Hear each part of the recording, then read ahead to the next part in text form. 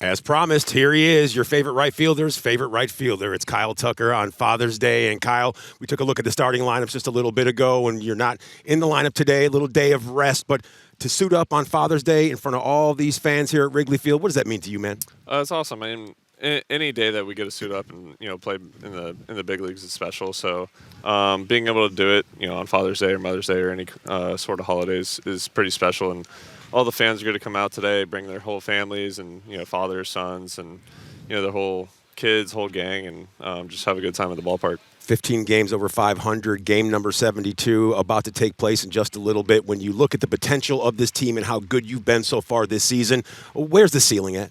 The ceiling is winning the World Series. That was our goal coming into the season, going into spring training, and I think we still have a really good shot at that. We have a really good team, and hopefully we can all come together as a group at the end of the year healthy and playing well and get that job done. Yeah.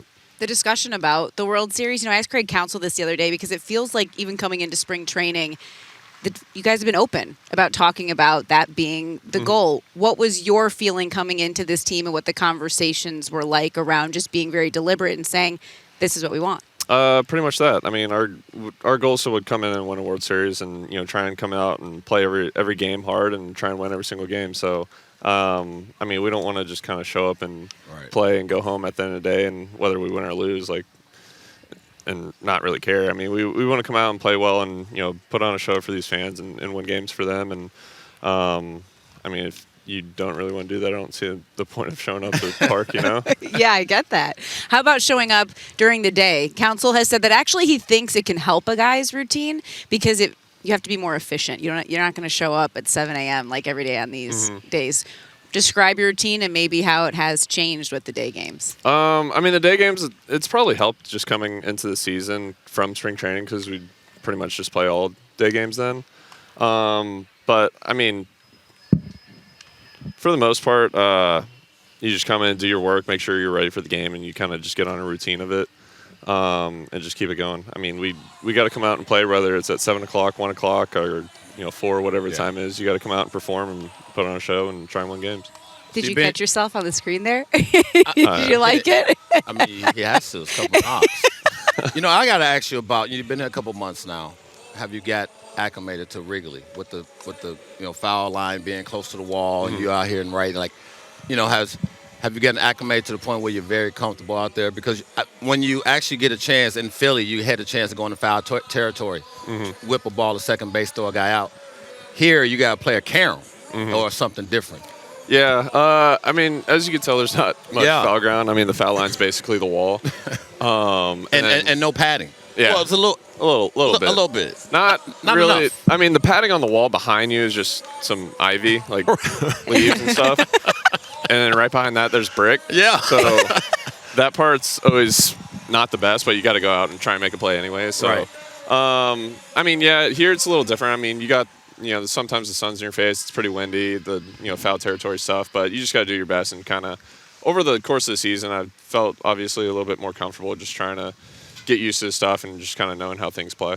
I don't want to jinx it, but it seems like the teams that come in, opposing team comes in and has a tough time with the sun. You guys pretty much handling it well. Yeah. For one, we have some pretty good defenders on our team, so that also helps. That's true.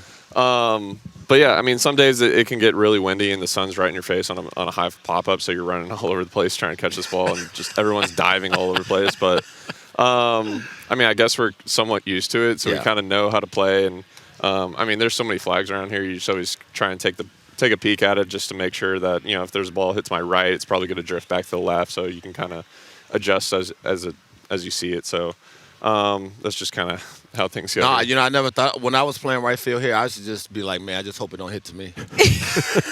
I'm usually looking at them, hoping that they're blown out.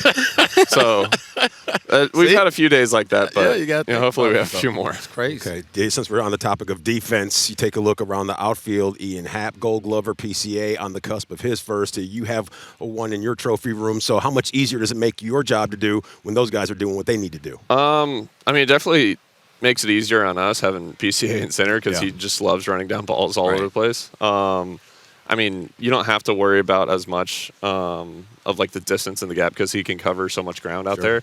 So you can kind of just play where you want, or where we have our scouting cards and stuff, wherever we're positioned, and just knowing that if a ball is hitting the gap or something, you don't necessarily have to go all the way just because Pete's probably gonna Shrinks go those catch it. gaps, doesn't he? Yeah. Yeah. So that definitely makes it a lot easier. I mean, especially on the pitching staff, just because they're probably going to throw a lot less pitches over the course walk of the right year. behind us, yeah. Shrinking the gaps once again. They're probably just getting used to running around. Of course. But yeah, he's a phenomenal player. Yeah. I mean, he's been doing a great job this year. Absolutely. Well, you were just kind of hitting on it. The communication before, maybe it's each batter, maybe even before certain pitches. Is it more because you need to be aware because he can cover so much ground that you just have to know where each other are? For the most part, I'd probably leave a little bit more room in the gap just because I know he can cover so much ground. So, I mean, if a guy's typically hitting, like a righty's hitting more oppo stuff, like I'll probably play closer to the line. Just because, I mean, in the corner over there, it's 355, so it's a little deeper out there. Triple's more likely to happen in the corner. And if he does hit it in the gap, Pete's probably going to run it down. So just like playing stuff like that and just making eye contact with each other and communication on fly balls and stuff like that kind of helps us, maneuver the outfield a little bit. As far as league, I don't think I've ever asked you this. American League, National League. I felt like when I was a National Leaguer my whole life, and then all of a sudden I got traded to the American League. I didn't find it too crazy of a difference, but I did find it where I got more off speed in the American League, or so whatever, for whatever reason. Have you found it be a little different in the National League for you? Even though we still have we have interleague every day. Yeah, for me, I mean, I've played my whole career so far in Houston up to this year. So Right. Obviously that was American League. Now playing in the National League here, I just haven't faced as many of these guys before. So at the beginning of the year, I was like, I've either not faced a decent amount of these guys, or I faced them like once or twice.